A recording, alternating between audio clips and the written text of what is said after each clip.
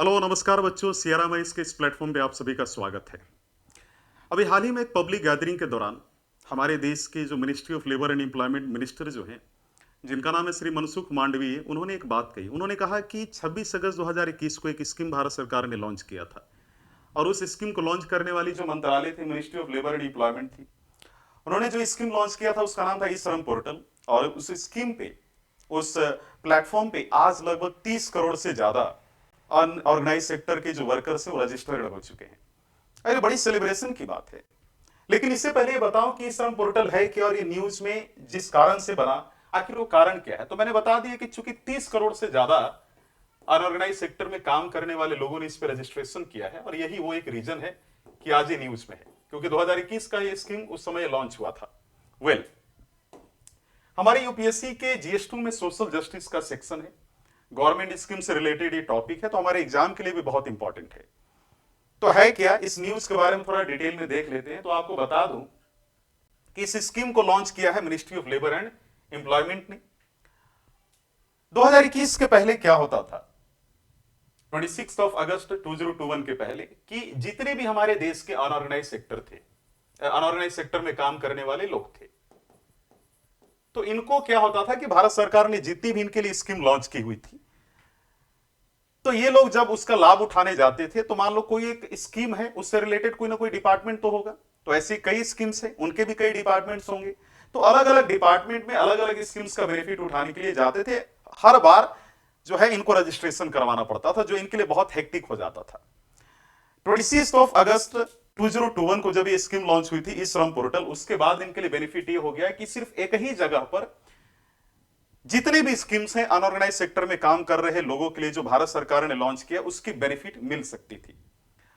आज वो चीज अवेलेबल है।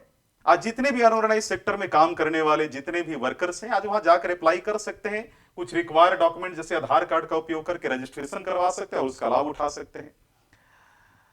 आज लगभग इस श्रम पोर्टल पे अनऑर्गेनाइज सेक्टर में काम कर रहे लोगों के लिए 12 प्रकार की गवर्नमेंट स्कीम्स का पोर्टल यहां, यानी फैसिलिटी वहां पे उपलब्ध है। यानी ये ऑर्गेनाइज सेक्टर में काम करने वाले जो लोग हैं, असंगठित क्षेत्र में काम करने वाले जो लोग हैं, 12 प्रकार के स्कीम का बेनिफिट उठा सकते हैं। अब यहां पे समझना यह है कि ये अनऑर्गेनाइज सेक्टर में कौन लोग आते हैं। तो पहले बता दूं कि अनऑर्गेनाइज सेक्टर में काम करने वाले जो लोग हैं, जैसे ठेला वाले हो गए, सब्जी बेचने वाले हो गए, कंस्ट्रक्शन वर्कर्स हो गए। इसके बाद घरों में जो काम करने वाले लोग होते हैं, जैसे हाउस या होम वर्कर्स जिन्हें कहा जाता है ना। इसके बाद जो एग्रीकल्चर हो गए, जो एग्रीकल्चर में काम करने वाले जो किसान हैं, फिशरमैन हो गए, मछुआरे हो गए। इसके अलावा गीग वर्कर्स हो गए। गीग वर्कर उन्हें कहा जाता है जो अपनी स्किल, अपनी काबिलियत, अपनी रिसोर्सेज का उपयोग करके कस्टमर को सर्विस प्रोवाइड करते हैं। जैसे यूट्यूबर्स हो गए, जैसे सॉफ्टवेयर डेवलपर्स हो गए, ब्लॉगर्स हो गए। इसके बाद प्लेटफॉर्म वर्कर्स, जैसे ओला और उबर जैसे कंपनियों में जो ड्राइवर का काम करते हैं, जोमेटो और डोमिनोज के यहाँ पर जो डिलीवरी बॉय का काम करते हैं, तो उन लोगों को हम लोग प्लेटफॉर्म वर्कर्स के रूप में काउंट करते हैं। आज हमारे देश में इन सभी के लिए, इन सभी को अनऑर्गेनाइज सेक्टर के अंतर्गत काउंट किया जाता है।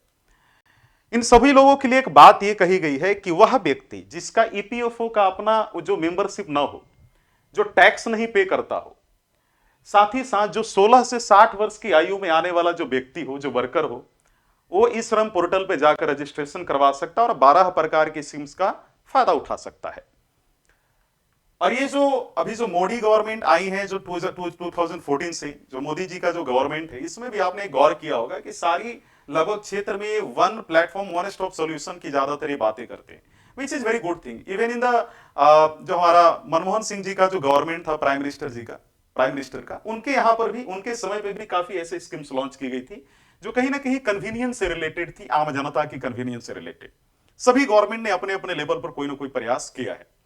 सवाल ये खड़ा होता है कि ये जो लेबर्स हैं, इनके लिए कानून बनाने का अधिकार किसको है। तो आपको बता दूं कि लेबर से रिलेटेड कानून बनाने का अधिकार दोनों को है, चाहे स्टेट गवर्नमेंट हो या सेंट्रल गवर्नमेंट हो। मैं क्यों बोल रहा हूं, क्योंकि ये कॉन्करेंट लिस्ट के अंतर्गत आता है, और आपको मालूम है इसका मतलब समवर्ती सूची होता है, जो हमारे देश के कॉन्स्टिट्यूशन के 7th शेड्यूल में 3 प्रकार की जो पावर की बात की गई, सेंट्रल लिस्ट है, ये जैसे यूनियन लिस्ट कहते हैं हम लोग, केंद्र सूची, इसमें उपलब्ध सब्जेक्ट्स पर कानून बनाने का अधिकार सेंट्रल गवर्नमेंट को है। स्टेट लिस्ट, इसमें उपलब्ध सब्जेक्ट्स पे कानून बनाने का अधिकार स्टेट गवर्नमेंट को है। कॉन्करेंट लिस्ट में उपलब्ध जितने भी सब्जेक्ट्स हैं इन पर कानून बनाने का अधिकार आपको मालूम है कि सेंट्रल स्टेट गवर्नमेंट दोनों का है। अगर मान लो एक सब्जेक्ट पर जब दो गवर्नमेंट्स कानून बना रही है और अगर कहीं ओपोनेंट्स या डिफरिंग हो रहा है ना, कि भाई स्टेट गवर्नमेंट ने कुछ और बना दिया कानून, सेंट्रल गवर्नमेंट ने कुछ और बना दिया, तो ऐसी स्थिति में सेंट्रल गवर्नमेंट के कानून सुपीरियर मानी जाती है। तो आपको मालूम चल गया होगा कि ई श्रम पोर्टल क्या है। ई श्रम पोर्टल में अनऑर्गेनाइज सेक्टर के लोगों को वन स्टॉप सॉल्यूशन के तौर पे उनसे रिलेटेड गवर्नमेंट स्कीम्स की बेनिफिट प्रोवाइड की जाती है जो सेंट्रल गवर्नमेंट के द्वारा किया जा रहा है।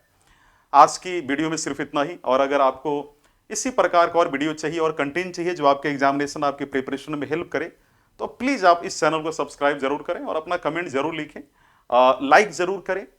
फिर मिलते हैं एक नए वीडियो के साथ। धन्यवाद बच्चों।